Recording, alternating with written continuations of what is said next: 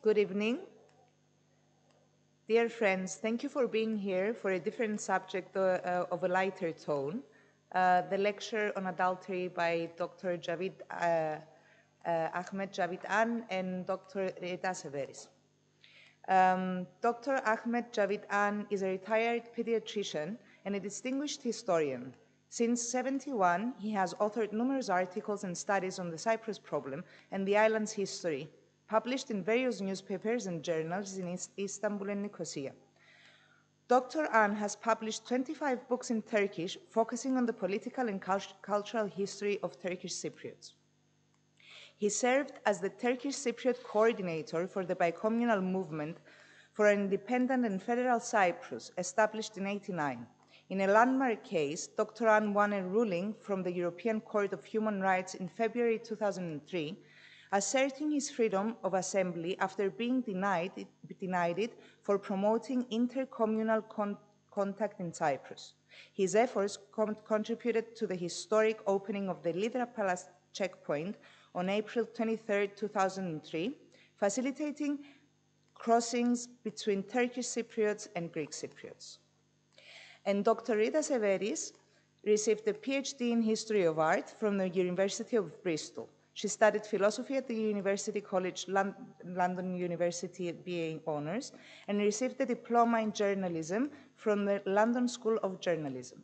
She is the executive director of the CVAR of the Kostas and Rita Severis Foundation and a member of its board of directors. She specializes in traveling artists in Cyprus of the 18th to the 20th century and has published widely on the subject. Thank you for being here.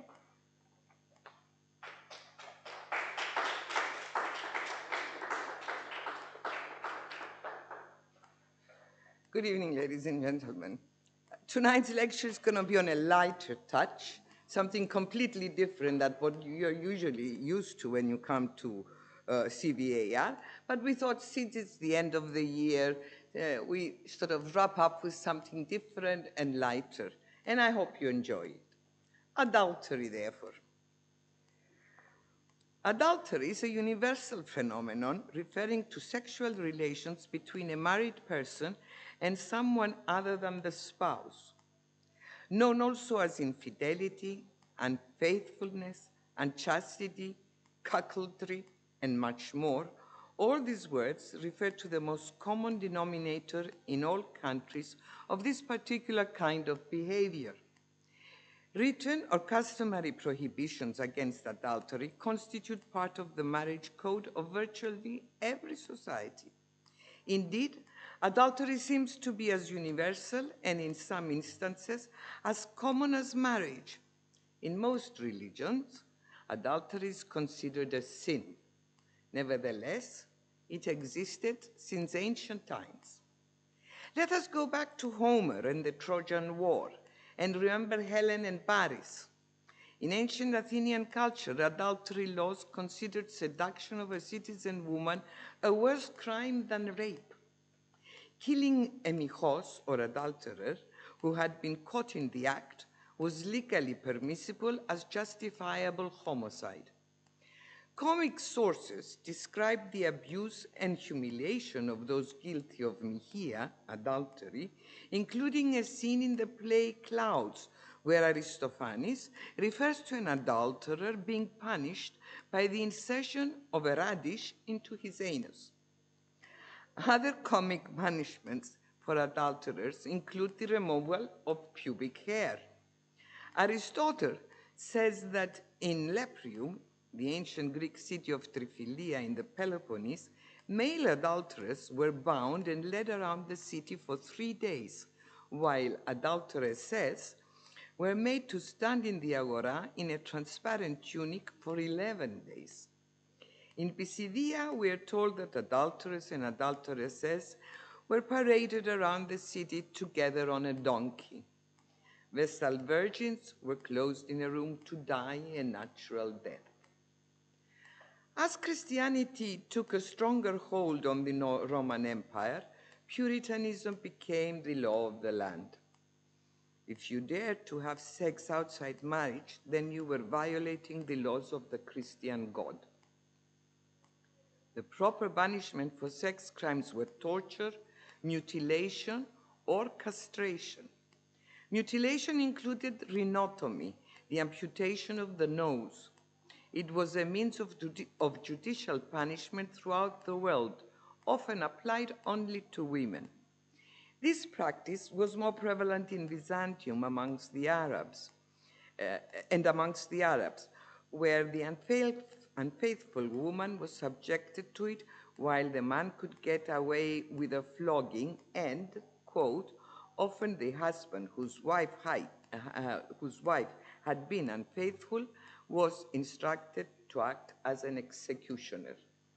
Quote. The Emperor Justinian II had his nose removed by the general who deposed him.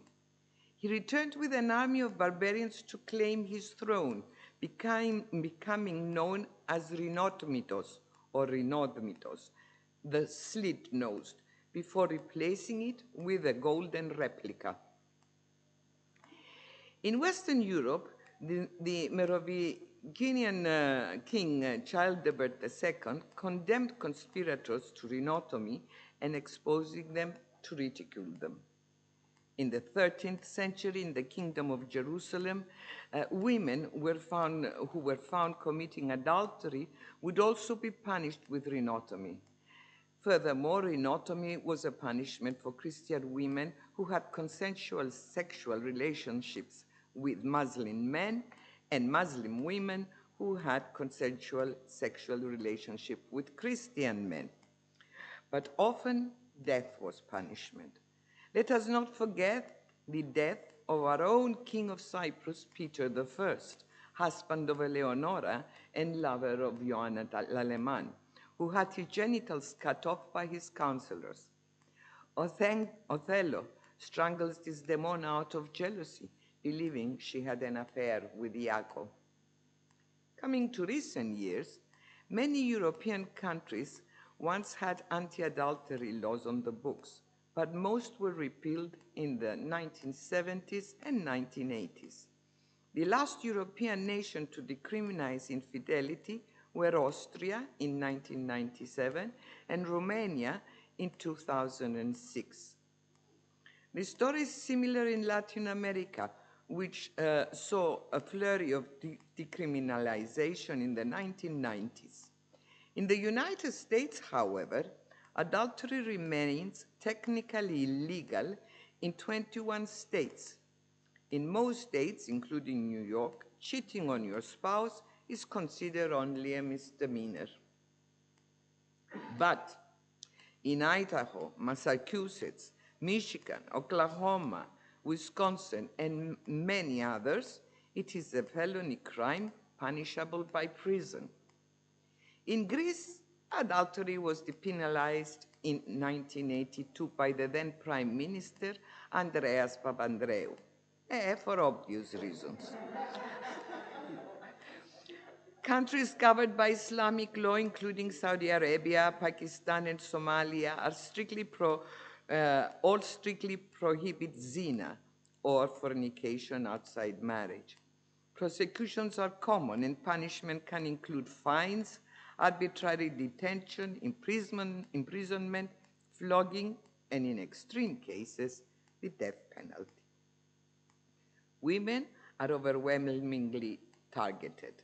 A kingdom of about 400,000 people on the island of Borneo, Brunei, made headlines earlier this year by implementing a new law to make adultery punishable by death.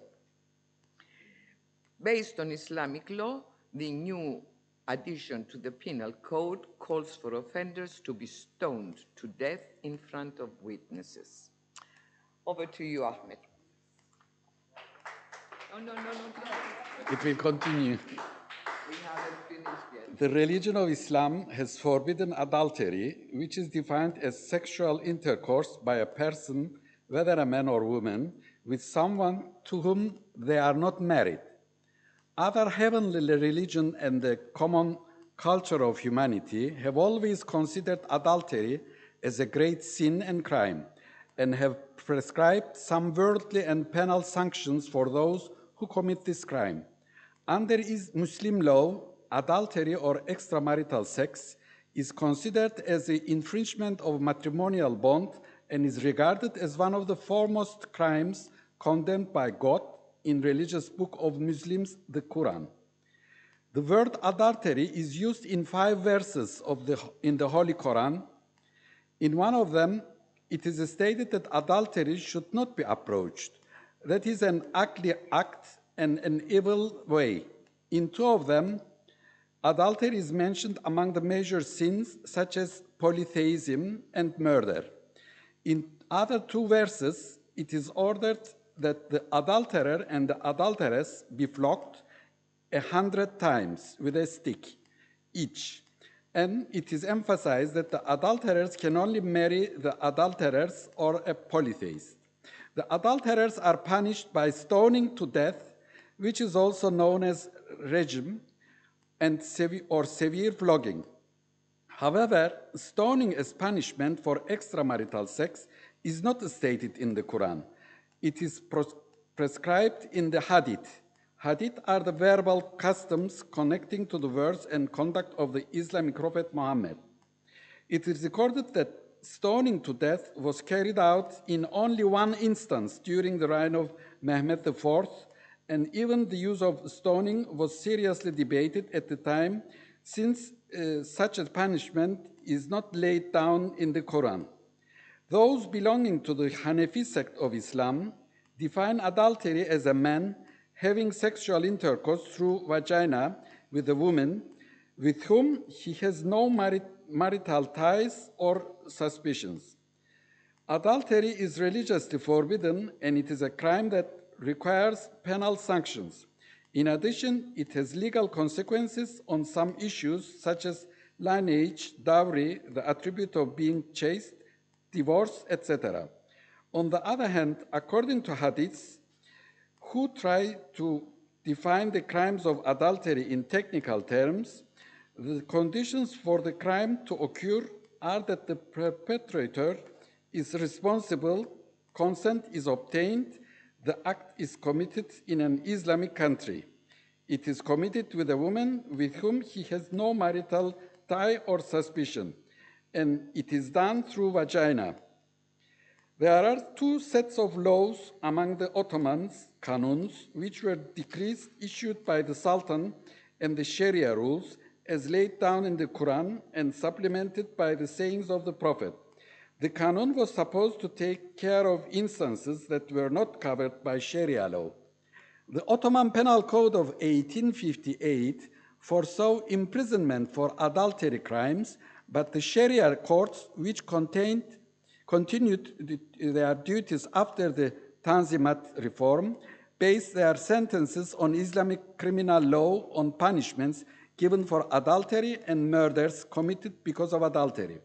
When we examine the murders committed in cases of adultery in the Ottoman Empire, although a more modern law was accepted in practice with the Tanzimat, it is understood that the sentences given in the courts that is behind the current legal system. In cases of adultery in the Ottoman Empire, the relatives of the woman killed the adulterous woman and her accomplice with the right given to them by Sharia law and received no punishment. However, certain conditions were sought for exemption from punishment. The first condition was undoubtedly that the person who was the woman's relative had witnessed the act of adultery with his own eyes. Other conditions were oath, confession, and the statement of other witnesses. We can examine issues such as morality, family, the place of women in society, the rights granted to men, and the meaning that society gave to the concept of honor in adultery cases that were brought to the courts in the Ottoman Empire, and partially analyze the mentality of the society. There is an interesting story behind how adultery ceased to be a crime. After the Republic of Turkey was established, adultery was regulated as a crime by the 1926 Turkish Penal Code, which was adopted to replace the 1858 Penal Code from the Ottoman period. And it was inspired by the Italian Zarardelli Penal Code of 1889. Adultery of women, Article 44, says a prison sentence of 6 months to 3 years is imposed on a wife who commits adultery.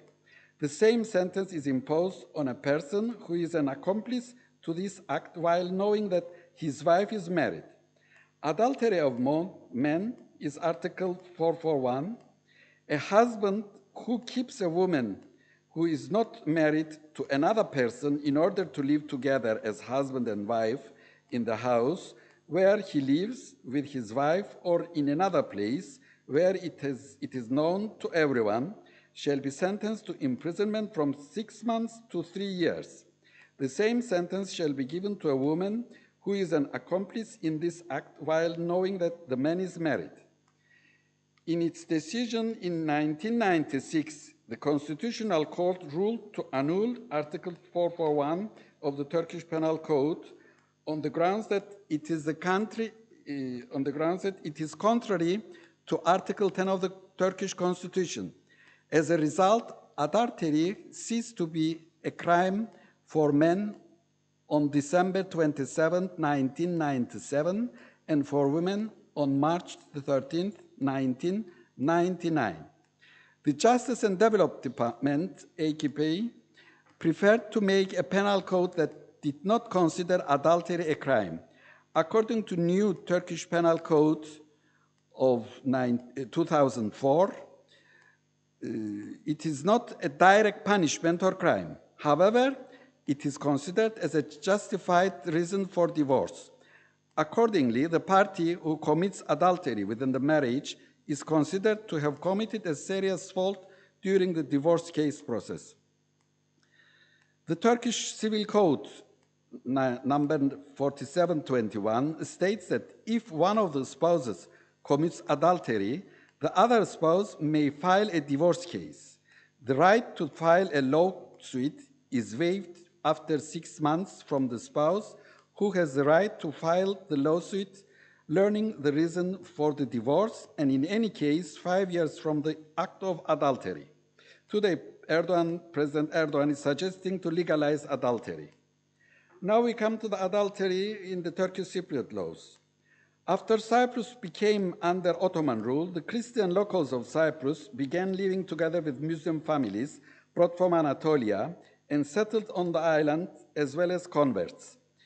The protection of Islamic law brought to the island was ensured by its traditional guardians, the judges, and the Sharia courts. In addition to Muslim women, women from the Greek Orthodox population also benefited from Islamic law, although they were not required to do so. The records of the Sharia courts that have survived to the present day in Cyprus record cases between the years 1580 and 1888. 4 of these registers, which total 63, are kept in the Ethnography Museum in Nicosia, and 53 in the Evgaf Department, and 6 in the National Archives in Kyrenia. As emphasized by the German researcher Merkelbach, these Sharia records, which provide us important information about the work of the judges, constitute a very valuable source in the research of social, economic, and administrative history in the Ottoman period, as they contain information not only limited to Islamic law, but also about administrative duties.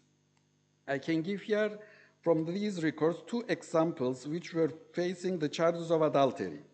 The first one, Jafer, son of Hussein and chief of the Azab of Nicosia, has claimed that Shakuria, son of Fesenko, and a woman named Lucia were fornicating. It has been understood after the investigation that the claim was groundless. The second example, Ali, son of Mahmud from the village Prastyo of Nicosia, has proved with witnesses that he caught Ramadan, son of Davud, in his house with his wife, Saide, and it has been registered that Yusuf, son of Qasim from Nicosia, has brought home a strange woman. The Ottoman Sharia courts in Cyprus were abolished in 1927, but the family law continued to be dealt under the Sharia laws. The first Turkish Cypriot family law was put into practice in 1951, adapted from the Turkish Civil Code, which was prepared by benefiting from the Swiss civil law. It was later numbered Chapter 339 and enacted as the Turkish Family Marriage and Divorce Law and put into effect. Chapter 339 was repealed with the Family Law numbered 1 to 98, which was enacted in 1998.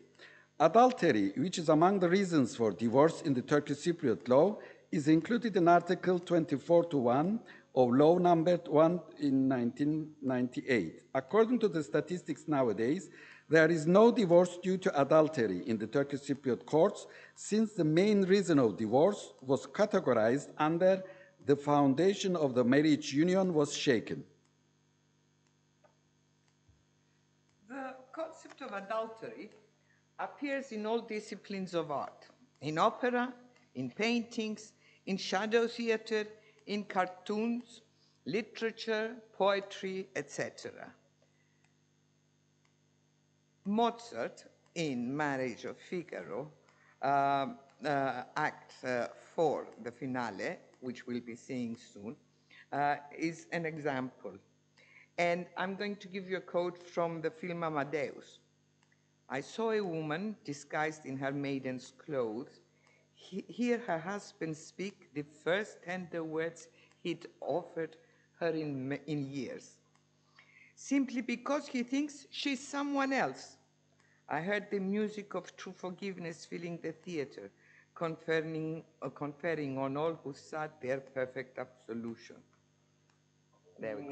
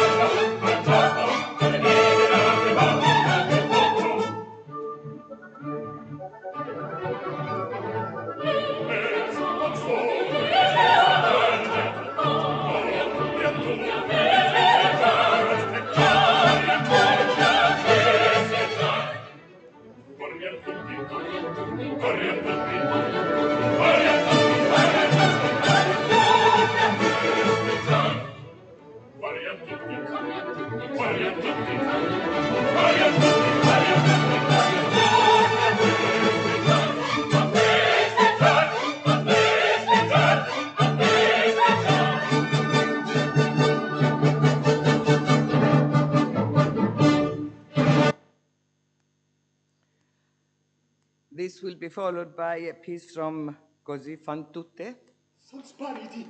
Dove diavolo sono uniti? Io mi moro.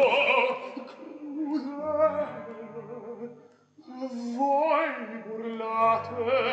Io burlo. Dunque datemi qualche segno, anima bella della vostra pietà. Dove, se volete, dite qualche fardeggio e lo vedrete. Scherza, o dici Davvero? Questa piccola offerta d'accettare degnatevi. Un cuore è simbolo di quello cor dell'anguiscia e spasima per voi. Ed uno prezioso. L'accettate? Crudele, di segur non tentate un po' fedele. La montagna vacilla, mi spiace, ma impegnato è l'onor di soldato. Fadoro! Per pietà. Son tutto vostro. Sei più cara. Mi farete morire. Correvo in sena amorosa mia spera. L'accettate? L'accetto. Infelice Ferrando, oh, che diletto. Il cuore vi dono, per l'idolo mio, ma il vostro anch'io. Via datelo a me.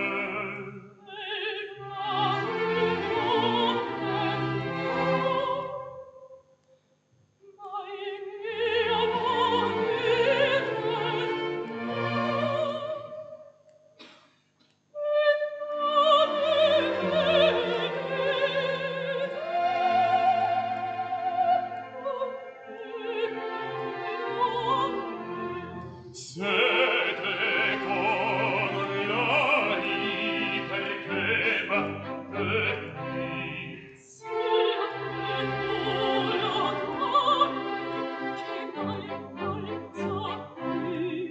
Perché battetti.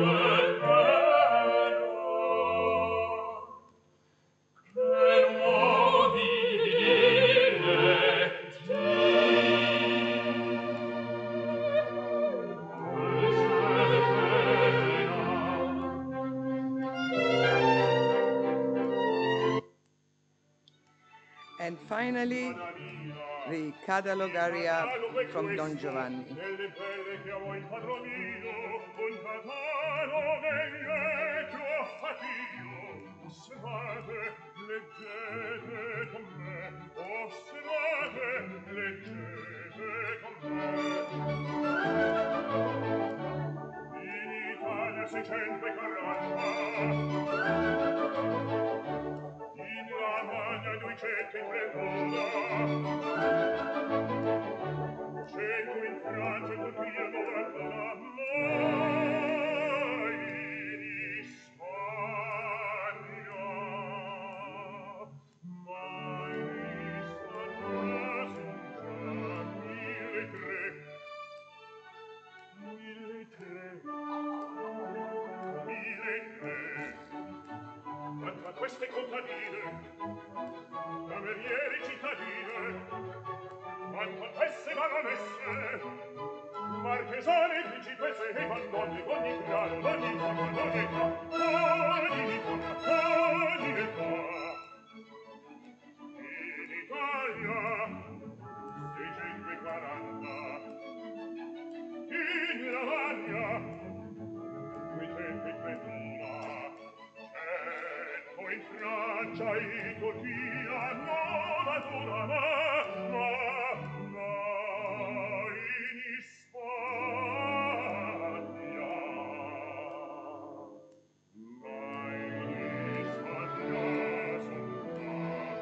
1003,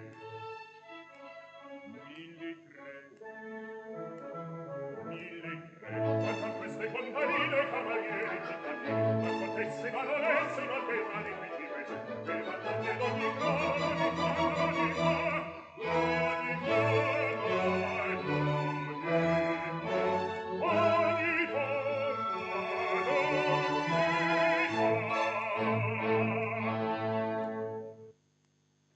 After hearing how many times he became an adulterer, let's move to adultery in literature.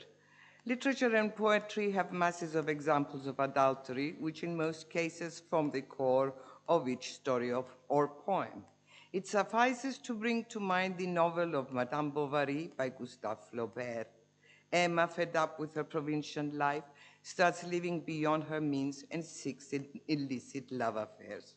Dr. Giraco, a novel by Boris Pasternak, with the two great loves of Yuri, Tanya and Lara, has left a mark on everyone's memory.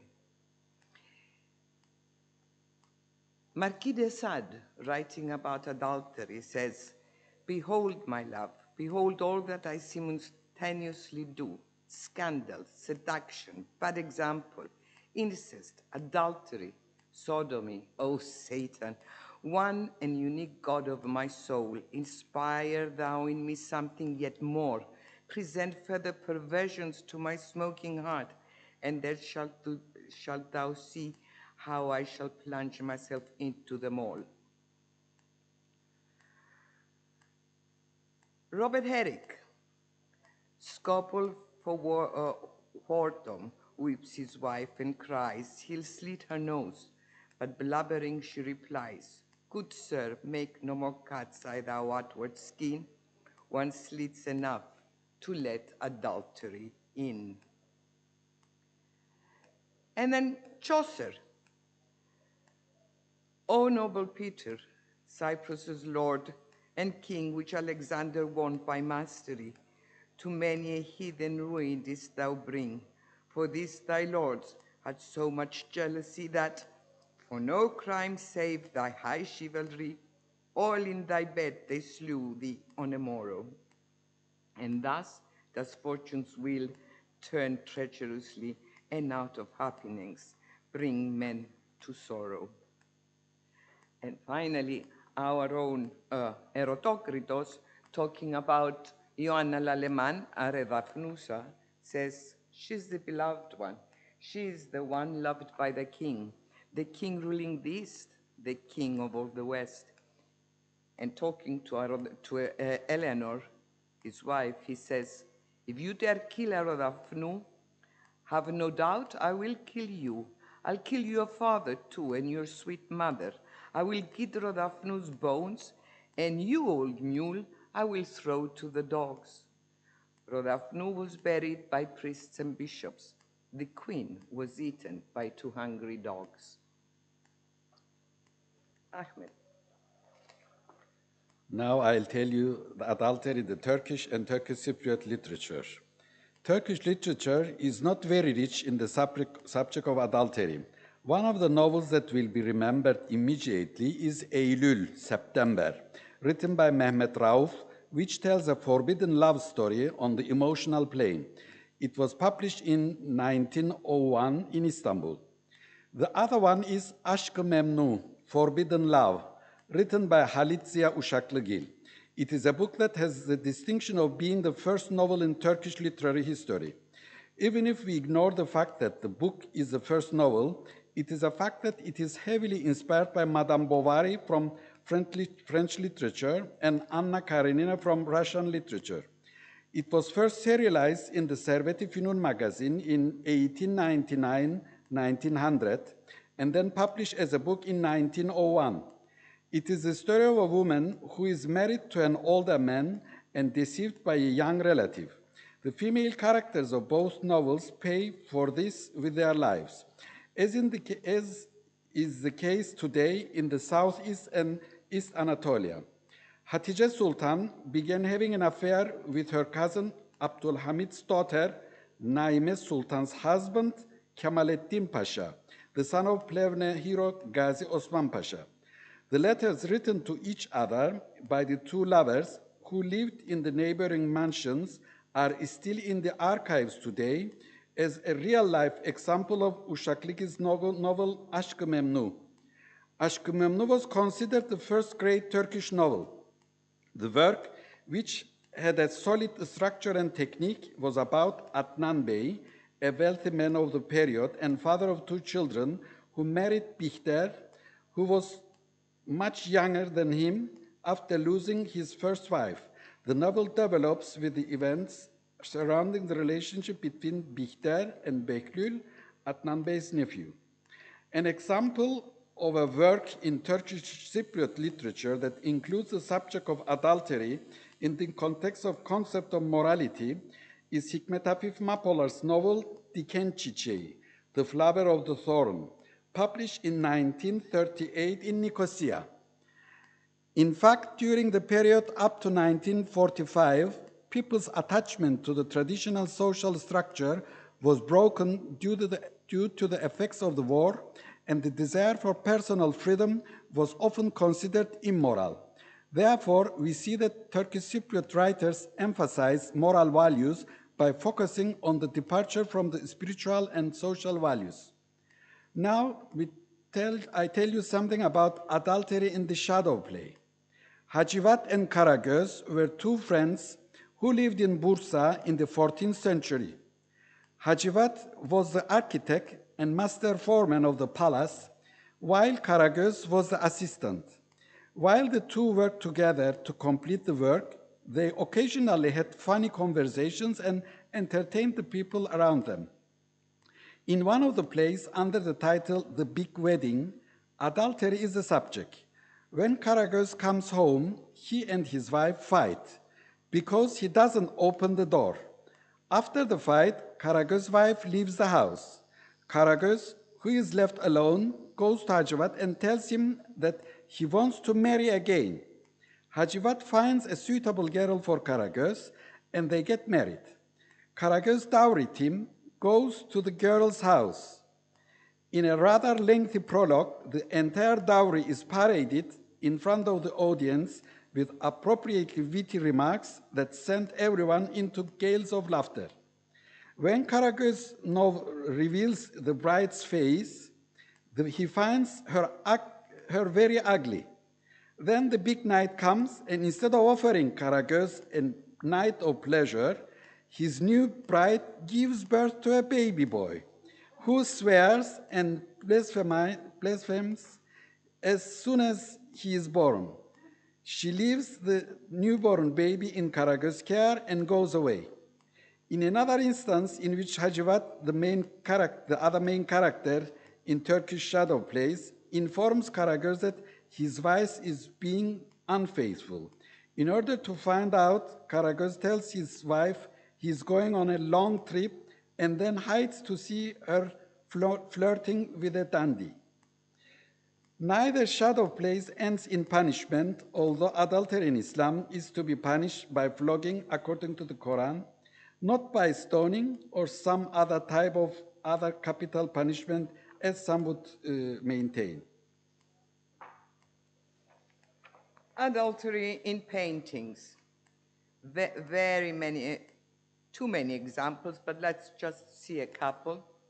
Suzanne being falsely accused of adultery by two men who conspired to blackmail her for sex, by Artemisia Gentileschi. Or by Cranach, the scribes and Pharisees bringing a woman to Christ, asking him to punish her by stoning for being caught on the act of adultery. Christ gives the famous answer, the one who is without sin is the one who should cast the first stone at her. O anamatitos protos to litho valeto. And a modern piece of art by Donald Krauss, the woman caught in the act of adultery, and finally, a great adulterer, Gustav Klimt, and his kiss. Cases of adultery were published in the newspapers in Cyprus as early as 1885. September 1885, The Voice of Cyprus, Phonidis Kyprou. The court convicted a villager from Defterat to 6 months imprisonment and £10 fine. The same punishment was given to the woman involved, as both were sued by her husband. October 1961, Machi. Panayotis Georgiou from Gypsou and now living in Lefkoniko was taken to court accused of adultery. Sinayermos newspaper, 25th November 1963. Kostas and Martha are being accused on adultery by Kostas's wife, Eleni. We entered Martha's house and found my husband in his slippers and pyjama, Eleni says. It's all a misunderstanding, answered the husband. Since my wife threw me out, I went to my friend's house and asked her to wash my clothes. In the meantime, I wore my pajamas. Although many cases of adultery hit the news in trying to find out when adultery was decriminalized in Cyprus, it proved impossible. I am thankful to Mr. Fotis Anastasi, who worked in the legal department of the British Paces, and who pointed out to me that civil wrongs law, capital 148, section 17, which referred to adultery and mentioned that this wrongs law was later amended. Later amended? When? This question I posed to over a dozen lawyers, the law commissioner, the Attorney General's office, but did not manage to get an answer. If anyone here can help, I'm sure we will all be grateful. The fact remains that it is no longer a criminal offense and not even a reason for divorce. Furthermore, we have some examples of various cases of adultery in oral history. Now a fake adultery case which ended with a tragedy during the British rule. Dr. Hüseyin Behiç was the grandson of Müftü Raci Efendi. His father, Hasan Necip, left the island and lived for a while in Beirut, where Hüseyin was born. Hüseyin studied medicine in the French Faculty of Medicine in Beirut and returned to Cyprus in 1912. Dr. Hüseyin Behiç was one of the organizers of the first National Congress of the Turkish Cypriots on 10th of December 1918. He was also one of the founders of a small party in 1919, advocating the return of the island to Turkey. This was after a Greek Cypriot deputation headed by the Archbishop visited Britain and appealed for the union of Cyprus with Greece in March 1919. Another petition was sent to London by the representatives of 16,000 Muslims of Cyprus, asking the continuation of the British rule. Sir George Hill writes in his History of Cyprus that the leaders of the party, Dr. Behic, Dr. Mehmet Esat, the son-in-law of Kamil Pasha, and Hasan Karabardak, head of the Tahtagala Bachers, invented a rumor of an intended attack on the Muslims by the Greek Christians in Easter week. They planned a rising which would end up with the release of the Turkish prisoners of war from Gallipoli, kept in Famagusta, between 1916 and 1920. Prompt action was taken by the British colonial government, and they were arrested and interned in the Kyrenia Castle for some time.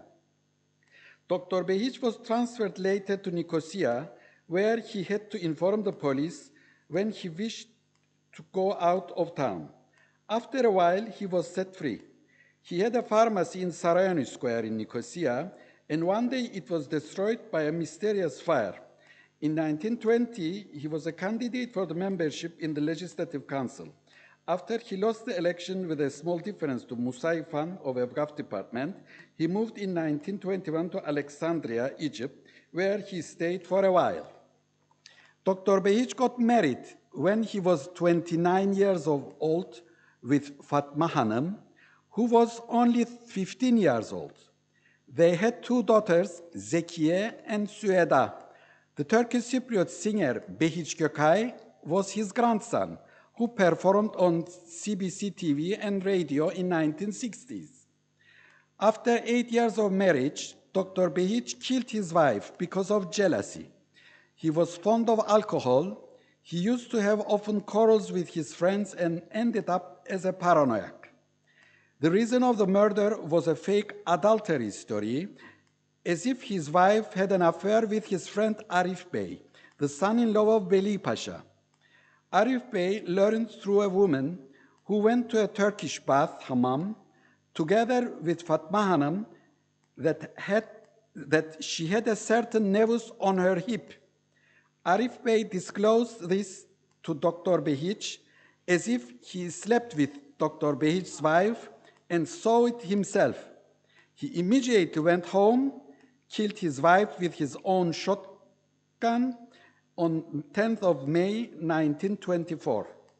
Dr. Behic was sentenced to death penalty on 6th of June and was hanged immediately on 24th June, 1924 by the British colonial administration. It is rumored that the whole story was a conspiracy against the Turkish Cypriot nationalist leader who had contact with the Ottoman Unity and Progress movement.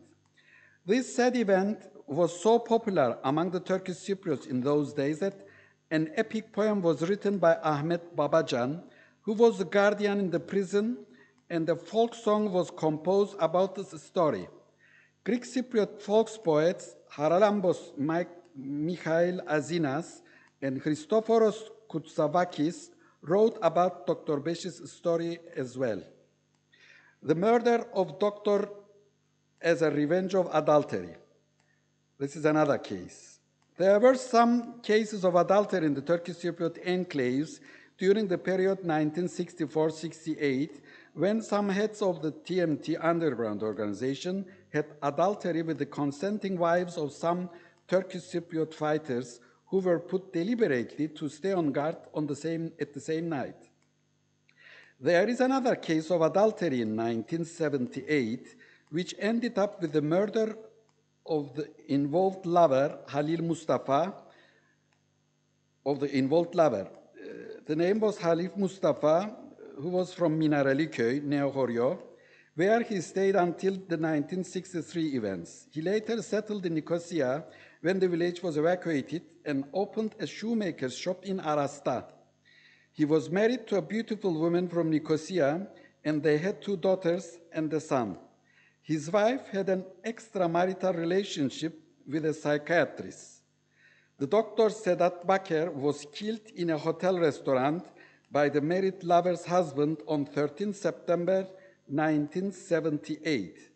After a long prison sentence, Halis was set free and passed away in 2002.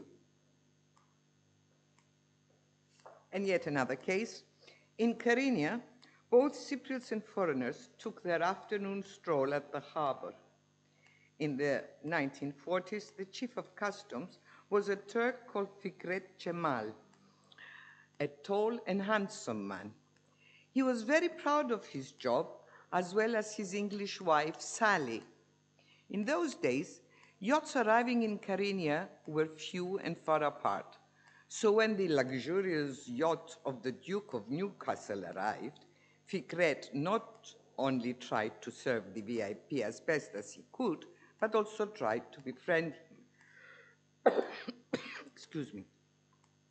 He often invited the Duke for dinner at his house, where Sally cooked lovely local dishes, and often enough, they all went walking in the mountains, until one morning, as Fikret was tumbling down to the harbor, he saw the yacht leaving with no goodbyes.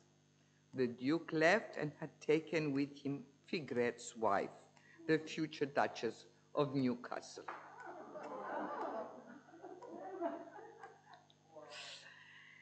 And finally, again on a lighter note, adultery in cartoons.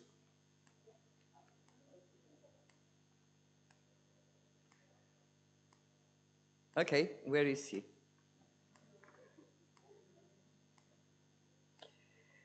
Be honest with me, Tarzan. Just what exactly is your relationship with Cheetah?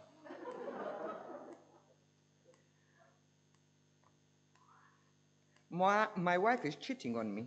She said she was with her friend Sandra last night, but Sandra was actually in bed with me.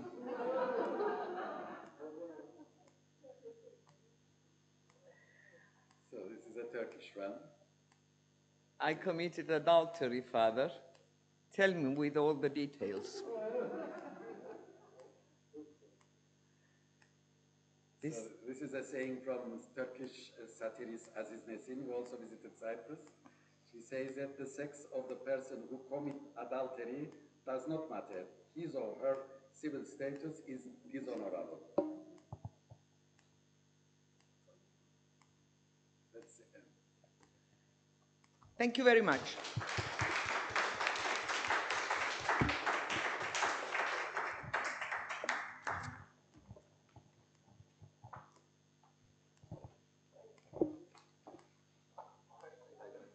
Do you have any questions? Then maybe we can continue having a glass of wine at the reception, and then you can ask your questions there. Yeah? Yeah?